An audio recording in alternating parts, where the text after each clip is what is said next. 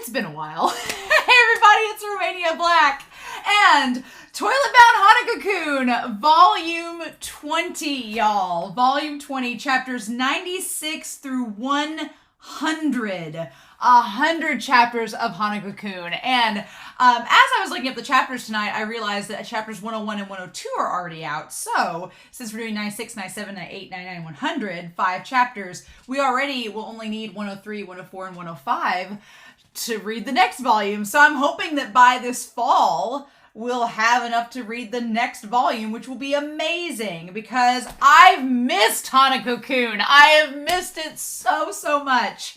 And I have been so ready to get back to rereading. I just reread volume 19 and I was like, oh my God. So much happened, right? So many twists and turns. And I want to do like a mini recap with you all before diving into this volume because it's been a couple months since we last read Hanako-Kun. They've announced they're doing a reboot. I don't know how I feel about that if I'm being totally honest, because on the one hand, reading the manga now, I was like, oh man, they left a lot out of the manga in the anime season that they did do. And the tone was really cutesy in the original Hanako-Kun. It was like one of the very first shows I reacted to on this channel. But I feel like if they do a reboot and do it properly from the beginning, knowing all that they know about the series now, it feels almost like a Fruits Basket thing where the original, like I watched the Fruits Basket anime season when it first came out and then I read the manga afterwards. And it feels like what they're doing with Hanako-Kun is exactly like what they did with Fruits Basket. They had like that one season, you were like, oh, that was cute, that was cool. And the manga readers were like, but all these things they missed. And now they're redoing it and giving it an upgrade. And I hope they keep the animation style the same because the manga is gorgeous. I hope they keep it the same. But just the fact that they're redoing it and I hope they keep it like to the manga and they know enough content now that I think they can keep it like manga accurate with the tone, with the content. I'm really looking forward to it. I hope that they get the same voice actress to play Hanako because their voice was perfect. I hope they get the same voice cast to come back for the reboot like they did with Fruits Basket, so I've heard. I hope that's the case because I think it would be a really awesome thing if they did. But yeah, so chapters 191 through 95, when we last left off, I took like a page of notes being like, oh God, this is what happened. So Natsuhiko showing up after the fight with number 6 and Ko and taking number 6 back to be with Sumire so that Yashiro can destroy them. Yashiro now knows everything that's going on, has been updated on the whole situation with Aoi, and decides that she wants to stay in the boundary so that Aoi can live. And Hanako says that that's not going to work. The only way that would work out is if you became a supernatural. The problem is that not always does it work out where you end up like Hanako and look somewhat like yourself. You might end up like Mitsuba and not be recognizable or lose so much of your humanity. And Hanako absolutely does not want that to happen to Yashiro. So he's like, no, that's not going to work. And so then Tsukasa appears and suggesting that Amane, aka Hanako, committed suicide after, and that's what made him a supernatural, and suggesting that what Hanako did is essentially what Yashiro wanted to do. That Hanako basically has done what Yashiro has been wanting to do since being told and filled in on everything, and he's like, no, don't do what I do. That's not good. You don't want that to happen. And so Tsukasa convinces Hanako. It's this big old thing, right? Like, Tsukasa has convinced Hanako that if he destroys all the Yorishiro, he'll get a wish, and he can wish Yashiro's life to be spared.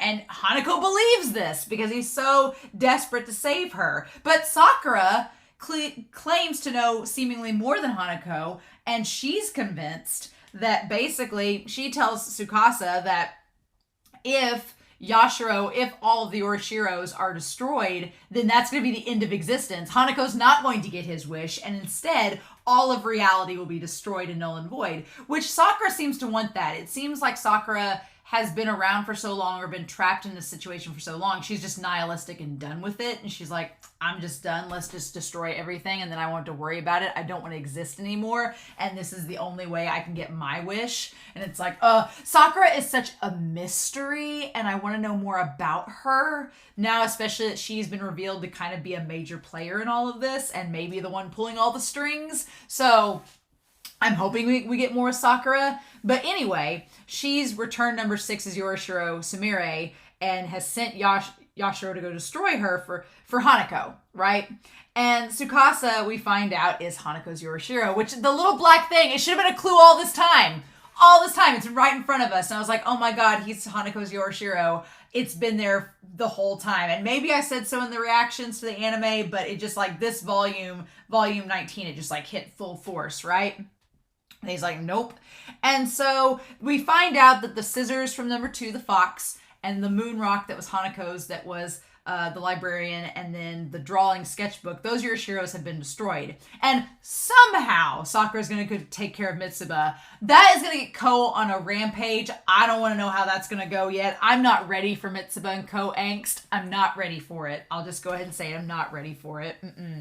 And so that would leave number 1s, which is the clocks, as well as number 6, which gets destroyed. So the only 2 Yorishiro left are the clockwork one and then Tsukasa. They're the only ones left. Now, Sakura wants her wish granted and says that everything will be destroyed if that happens. And Natsuhiko, he's just kind of so along for the ride, and he so wants to date Sakura that he's like, hey, before the end of the world, we could totally go on a date. And she kind of seems almost wooed by that, where she's like, you're an idiot, but you're dumb. I like that in a man. Like she's literally that meme. She's like, okay, sure, I'll go with it. And then we cut to Sumire being okay with being destroyed. Like she's totally fine with it if it means her and number 6 can be together. She's fine with it. And Hakubo and her reminisce. Yashiro realizes that she can't destroy her. She's like, I can't do it. This is my friend. And Hakubo notes that how he met Ko's spirit, and he finally decides to like basically consummate with Sumire, which is like such a scandalous scene. Like the idea of this monster and her like doing the deed and that destroys her. It's like, oh my God. And he laments that if he were normal, he would go to hell and back for her. And she's like, you are normal because you are in hell. And it's like, oh my God. It was such a great scene. I loved it. And he's all right with it in the end. And in the end, he always wanted to be with her, even if it was in that form. So Sakura takes Yorishiro away, explains that she's psychic and that she can see the future and everything. And then Yashiro's like, really? She's like, oh no, I'm just half lying. So the question is she really psychic? Can she see the future? What was a lie? What was real? We don't know because Sakura is super mysterious. But she basically reveals everything about Aoi and how her lifespan has been returned. Yashiro finds the remnants of Sumire, and Sakura tells her that Yorishiro are chosen because they are the most precious thing to a supernatural, and typically a sign they won't, and they're used to keep that supernatural from abandoning their duty. And Sakura wants Yashiro to kill Tsukasa, who's Hanako's Yorishiro, because she doesn't think Hanako can kill his own brother. That's what, it's his Yorishiro. Of course, he's not going to actually do it. And the thing of it is that Hanako thinks that once Tsukasa is gone and the other Yorishiro are gone, then they'll get their wish granted. Now, does Hanako know that Tsukasa is his Yorishiro? I think so, but we need that established for sure. And Yashiro believes now that if Tsukasa is gone, that means that she'll be able to help him get his wish granted. But also, it's like, to grant your wish that you want, you have to destroy the thing that's most precious to you. But what about Tsukasa that's back at the Red House? What do we do with that? How does that all fit in? We don't know, right? And then we find out the biggest twist at the end of the chapter, that Yashiro, who was always meant to die, it was because it's like a self-fulfilling prophecy. Her lifespan was set to end when all the Yorishiro are destroyed, and everyone dies. That's why it's like, you're going to die in less than a year, because that's when this timeline is set to go down. So it's almost like things are set in motion, and Yashiro is just going along the train that's putting those things happening. So it's like, will Yashiro and Hanako be able to stop fate and keep things from happening? I don't know, because supposedly, if they destroy all the Yorishiro, everyone dies. But Hanako thinks he's going to get this wish. So which is it? Or is it neither? We don't know. And Sakura is convinced that Yashiro is going to do the job. And if not, Natsuhiko is going to help her. Now, the big question I had at the end of this chapter was, does Tsukasa know that Yashiro or Hanako are going to kill him? Is he okay with this? If so, why is he okay with this? And is he just tired like Sakura is? Does he just want to help Sakura like Hanako wants to help Yashiro? there's a lot of questions left at the end of this volume, and we're getting to like the chapters leading up to chapter 100. So I'm really excited about that, but in the same vein, I'm like, okay, so what are we going to do? I guess we'll see, right? Mm-hmm. I guess we'll see. So I'm excited, y'all. I hope y'all are too. It's been so long, and I've waited so patiently.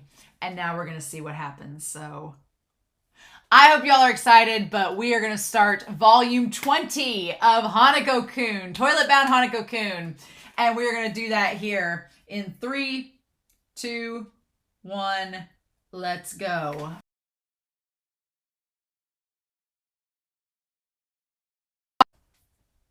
Oh my gosh. That was worth the wait in spades. Oh my gosh. Not where I thought the 100th chapter of Hanako-Kun was going, but I'm glad that we ended on a definitive end point and it wasn't a cliffhanger I was gonna have to wait 3 months for. I was dreading that. I was dreading the 100th chapter being a cliffhanger, and I'm like, well, now I gotta wait 3 months to find out what happens next. No, we ended on a nice definitive note, which was great, but man, that went in a lot of different directions I didn't think it was gonna go. Mainly that Mitsuba showed up, but also that Ko didn't exercise Mitsuba. Said, nope, we're going to at least wait till the school festival. We're going to at least cut it a few months. So, because that's my fear, because Mitsuba, we assume Mitsuba has a Yorishiro, and that its Yorishiro needs to be destroyed, which will effectively destroy it, right? Or render it to where it's that part of it is useless. So I'm like, what is its Yorishiro? That's the scary thing. What is it? I would assume it's its camera, right? The camera. So, but I was wondering, if it was exercised, then the Yorishiro would be pointless, right? So, but because they said that number 3, they were somehow going to take care of it, which is what I assumed. That I thought the Tsukasa was trying to lure Ko and them into the aquarium to get him to exercise Mitsuba, and that was the whole point. But then Ko says, no, I'm not doing that. And it turns out that maybe Tsukasa wasn't involved in that part of it. At least the good thing is that Mitsuba is going to live a bit longer, or be a supernatural, not necessarily live a little bit longer. Because yeah, if Teruo came out, Teruo just got rid of him right then and be like, okay, bye. And that's what Mitsuba wanted. But I'm glad it was Ko. So yeah, I took some notes. I love the humor in these chapters. That was, after dealing with some very heavy stuff the last few volumes, it was nice to go back to the Hanako-Kun dark humor. It was great. I love hanging Hanako-Kun upside down in the bathroom being like, repent, it's time for a come to Jesus meeting. That was absolutely hilarious. I loved it so much. And getting Hanako to apologize for acting alone. Because Ko says, he's like, you put all of us in danger, and if you just communicated with us, maybe we could have avoided some of this. I'm like, you know what? That line of logic needs to happen in a lot of other shonen series, so I'm glad you all do it. But yeah, Hanako-Kun apologizing was great. No one seems to connect that Tsukasa is Hanako's Yorishiro, or that destroying him means destroying Tsukasa. Nobody seems to connect that, which is gonna be a disturbing point later on. And surprisingly, Yashiro says that she's not going to destroy the Yorishiro. And I guess that's what Sakura was like, well, we'll just force her to, whether she realizes she's doing it or not. Because Natsuhiko was like, do you really think she's gonna do it? And Sakura's like, doesn't matter, it's gonna happen eventually. So, but they want to learn more about Sakura and Tsukasa. And so surprisingly, Hanako's like, I don't really know. I'm not really sure about my brother, because he's been without his brother for a long time. All he remembers about Tsukasa is when he was a kid. And he's like, I don't know. And then when he came back, when he came back in this entity we don't understand fully, he's like, I don't really understand him that much. I just know that he died and then I died. So Hanako's not really the best person, surprisingly, to ask about this. So they kind of table it. They're like, well, we don't have enough info about Tsukasa and Sakura. We're not going to destroy any of them now. We'll just table this and then come back to it. We'll be fine. And we'll find out more about Yashiro's lifespan from someone else that maybe Sakura knows, and get more info before we do anything rash. So glad we've tabled it for now, but some scary stuff. And then Aoi and Yashiro make up. Aoi can see supernaturals now, which is interesting. I like she can see the little mochi. I love that they're having fireworks at the Minamoto household and that the little mochi like catch on fire. Like it was just really cutesy fun stuff. And then Akane and Aoi. The romance between them, I was afraid that was going to be just like a barrier supernatural thing only. We weren't going to see it again. Oh no. I find it interesting that she doesn't have control, Aoi does, of her right hand anymore, because that was the one that got too close to the far shore and she can't feel anything through it. And then that Akane is like, I'm going to heal it. And I'm like, yes, please. I'm like, get me some romance up in this. I'm all here for it. But I just love that. Also, Teru is like such a diva. For the moment we met Teru, I thought he was going to be this like, I love that at the start of this series, Teru was like the guy that Yashiro had a crush on, and that he was this super serious, super like powerful exorcist, and Ko was just like the ditzy brother. And now the more we get to know Teru, he's a freaking diva. I love that Yashiro's crush on him was like dropped ages ago, and that he's just this big diva that like sits there with his blanket and pouts and is like, my brother's mad at me. And like just, it's so ridiculous, but I love it. And then of course, we have, he runs into Ko right at the end of chapter 96. So, chapter 97, the idea of Ko being a good cook and setting all that up to meet Mitsuba later on, who is always hungry, is such a clever, like, little thread between them. And they set it up so expertly in chapter 97. Because, yeah, these two brothers, they're arguing. What do they do to make up? They go to the kitchen.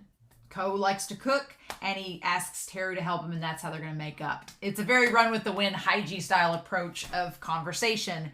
And what I love about it is that Teru is a terrible cook. He's a great exorcist, a terrible cook. And Ko is a great cook, but Teru believes he's not a good exorcist. And it's not that Ko is necessarily just not strong enough, which is a factor in it, but Teru's like, you wear your heart on your sleeve. You get too attached to people. There's no way you could exorcise a ghost if it had any connection to you, which we find out with Mitsuba is quite the case. Although Teru says at first that he's going to be gung-ho at the end there, it's like, nope. And so, and Ko's like, no, I could do it. I need to get stronger. And Teru's like, could you really exercise number 7? Could you really exercise Hanako if you had to? And we get that disturbing image of Teru as a kid, like holding down this like Yeti, this cute, adorable, like abominable snowman style ghost and exercising it along with this other girl exorcist. I'm like, what is this business? What? And Teru kind of laments that he never really had a childhood growing up. He was always exercising supernaturals and spirits and just never really had a childhood like the other kids did, but that he learned to accept it and came to like it because he was good at it. He's like, I figured out what I had a talent for, and I ended up kind of becoming proud of it. And he became even more proud when Ko would look up to him. So Teru's like, yeah, I realized my childhood was kind of different than everybody else's, but it seems like Teru doesn't have any regrets, and he just is concerned about Ko being able to keep up. Teru's like, I'm okay with running the family business if y'all want to do something else. And Ko's like, no, I want to be strong. He's like, I want to be strong like you, and I want to help protect Yashiro and get her lifespan back. And here's the thing, like Teru kind of hints at, he's like, oh, well, do you kind of have a crush on Yashiro? And maybe that's why? Are you going to be able to exercise Hanako, or do you care about both of them enough not to be able to do anything about it? And Ko kind of says, I want to protect Yashiro, yes.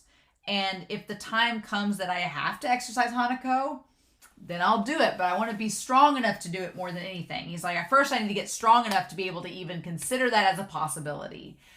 And I'm surprised that Teru's like, okay, if you want to become an exorcist, then I'll start putting you on the jobs and you can do it. And we'll see. And of course, the first job he gets is Mitsuba, which proves the point that Ko may not be ready to just exercise any old ghost, right? Maybe not. But so it's absolutely crazy. But I love that Ko says, I'm not just doing this for Yashiro or to get rid of Hanako. I also love you too. You're my brother, and I want to work alongside you, right? So It's really interesting. As far as shipping goes, I for sure ship Ko and Mitsuba, 100%. But I'll be honest, it's like I have Mitsuba and Ko and Hanako and Yashiro, but in both of those scenarios, it's not a good thing because Mitsuba and Hanako are dead. So it's not feasible on either end, right? It's just not. So if Yashiro and Ko ended up together, I would be fine with it. If somehow Mitsuba and Hanako ended up getting exorcised or like moving on to the afterlife, and Teru and Ko and Yashiro ended up together, I'd be fine with that. I could settle with that. Now, that's not what I want. I want Mitsuba to be with Ko, and I want Yashiro and Hanako to be together. But there's a lot of complications with that. And so if we don't end up getting that, I'm okay with it. I'm okay with that, if that's not what we end up getting. But yeah, so of course, the very first exorcism that Ko is assigned to do is Mitsuba. And something's not right with him. He won't immediately tell Ko what is wrong. He's just like, yeah, something's amiss. I don't feel good, but I don't want you to know. If you take me on a date, and maybe you can pry information out of me. And Ko instantly agrees. I like how later he tries to backtrack and he's like, oh, well, it's not a date. And I'm like, you so said it was a date earlier. Unless the translation was wrong, you so said that you were on a date. And then again, Teru being an absolute diva, like being like, where's Ko? Why isn't he back yet? Like he sent you a text telling you he was with a friend. He's like, why is he having a night on the town? No. And I love how Yashiro and Akane and Aoi try to like assuage him by being like, oh no, it's fine, he's probably not out on a date. And then Ko texts and is like, what do I do on a date? And they're like, ah. So yeah, which is absolutely hilarious. I love that Yashiro and Aoi are like, oh, go to an aquarium, go to a zoo. Like they instantly have a thing to tell him. And then Ko is like, I miss you. Or Tara's like, I miss you, Ko.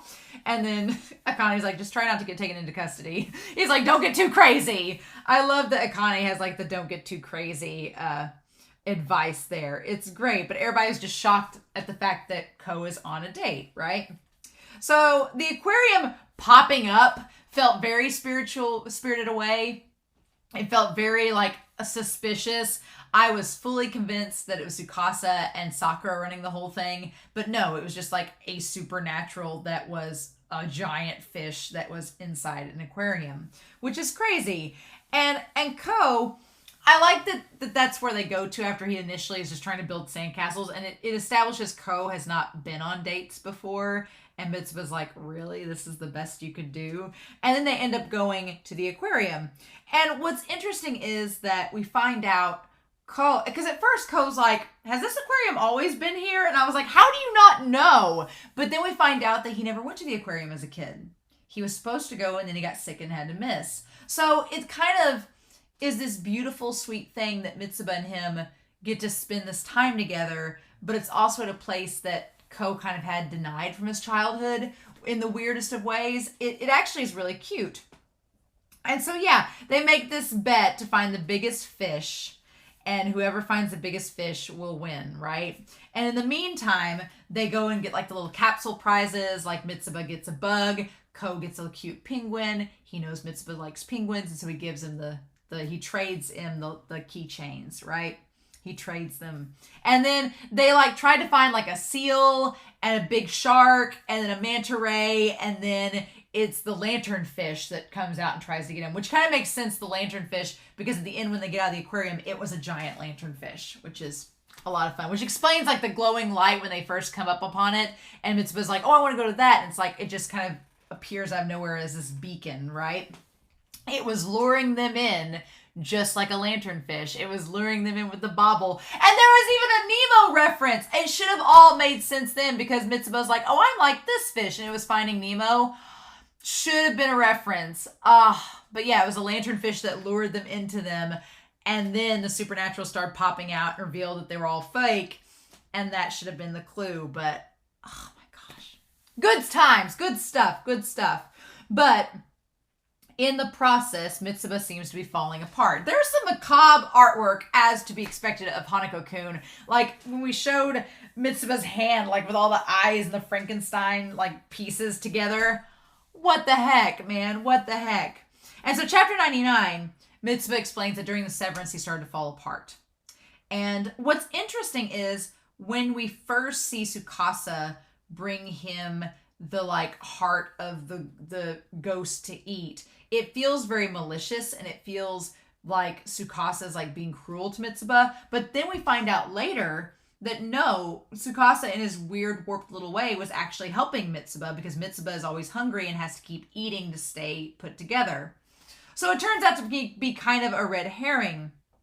And so Ko, helped him escape from the lanternfish, and they're hiding out inside the aquarium. And Mitsuba kind of hints at, he's like, I've been eating ghosts, but maybe people, which would be problematic.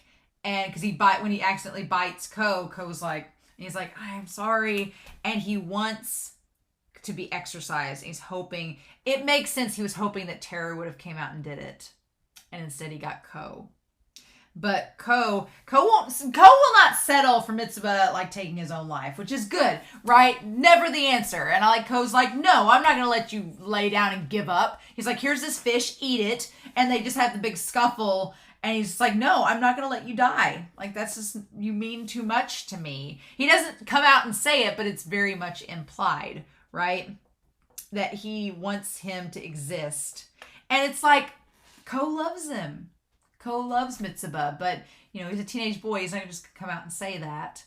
And instead, and when Mitsuba was like, oh, what, are you going to be lonely when I'm gone? And he starts crying. That look he gives Mitsuba, when he's, looking through his hands, and Mitsuba's like, oh. And then the next chapter, he's smirking about it and trying to play it off as a joke. But yeah, him teasing Ko for crying over him. But then in the end, as the chapter 100 starts, and he's like, Ko's like, I'm fine, I'm not crying. He's like, I'm glad I chose you to be the one to exercise me. Because he's like, I want it to be you. And he's like, I don't want you to be lonely. And so Mitsuba kind of starts to go back on it. But I loved when they decided they have 5 minutes and they're going to do the battle of who can kill the most ghosts to leave. And that's who's going to win and get exercised or not. It felt very Lord of the Rings. It felt like Gimli versus Legolas, where they're doing the battle against all the orcs. And he's like, that was 12. And he's like, that was 27. They were just going back and forth. It was really, really cute. And then, yeah. They have the keychain incident where the big giant manta ray comes out and it smashes the penguin keychain, and Mitsuba looks genuinely upset about it. And then Ko ends up saving him in the end. It's really, really cute. The aquarium turns out to be a giant fish. I loved that reveal. That was great. And then Ko's like, you really want me to exercise you, don't you? You're a masochist. I love that Mitsuba gets it wrong. He thinks a masochist is someone that masturbates. He gets the terminology wrong, and Ko's like, that's not what that term means. That was hilarious. That joke was perfect. And then Mitsuba laments that when Mitsuba said he didn't have a friend, I'm like, who's standing right in front of you, sir? Come on, Mitsuba. Saying that he doesn't have a friend. And Ko's like, I'm not going to exercise you until you experience something with a friend. So there's a school, and he kind of goads. He does the lanternfish thing where he kind of goads Mitsuba into it. He's like, isn't there a school festival or something? And Mitsuba knows everything about it. And he's like, oh yeah, yes, that school festival. You got to come with me first before I exercise you. And come with me as a friend. And Mitsuba's like, okay, you don't have anybody else you want to ask instead? And he's like, well, of course I do, but that's not the point. I want to take you. And that seems to satisfy Mitsuba, where Ko chose him over someone else to take there, which is super sweet. And it's going to start the second term, in the next chapter. I can't believe it. But I loved Mitsuba's face as they're going away, and just that kind of acceptance and knowing that Ko does care about him got my heart. And then, of course, he says at the end, he's like, I'm really hungry. And I'm like, well, you are in luck because you have a friend that is an amazing cook. I was so glad that this set of chapters didn't end in utter pain, because that's what I was expecting. I was expecting utter pain and devastation, and we didn't get that, luckily, so yay. Glad that wasn't the case. But yeah, I was really excited that we were able to get these chapters, get the storyline with Ko and Mitsuba. It was so heartfelt. It was so beautiful. I freaking loved it. and I was just head over heels for it. Yeah, these chapters were so good, and I'm so sad. The good news is chapters 101 and 102 are supposedly out, so we only have to wait for 103, 104, 105. So just 3 more months. So it's the end of April, so May, June, maybe by August we'll get, end of July, August we'll get volume 21. I'm really excited. I'm glad I don't have to wait too long because these chapters were really good and I really liked them. So I've seen there's some art books of Hanako-Kun that are out there, and eventually I think I would like to get the art books. That's an eventual goal because this series is like one of the OGs that I started with on this channel, and I just, waiting for the volumes is so hard, but it's so worth it. So I really love these chapters. I hope you all did too. I'm so curious to hear what you all thought below, but again, we just mentioned Sakura and Tsukasa just enough, and then we like casually put them on the table to go have this thing with Ko and Mitsuba. So I'm like, all right, volume 21, we're past chapter 100. What do we do now? Where are we going with this? Ugh. So I'm curious to know your thoughts down below. I hope you all enjoyed these chapters, and I cannot wait for volume 21. So in the meantime, I hope you all have a wonderful week. Please stay safe, take care, and yeah, I'll be back very soon, hopefully, with volume 21 of Toilet Bound Hanako-Kun. Bye.